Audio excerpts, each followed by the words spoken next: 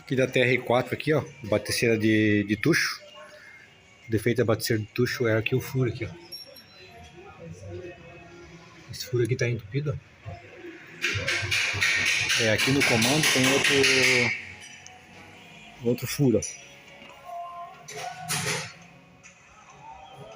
Tem que lubrificar o comando. Um defeito aqui, já trocamos uma correia dentada.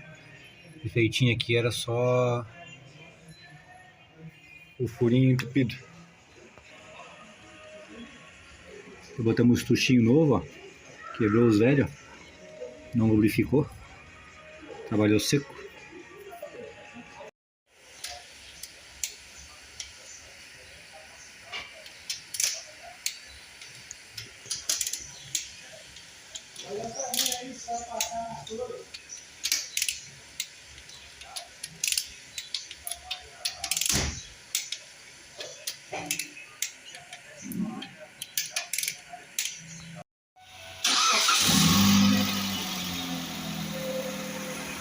Resolvido o problema da TR4.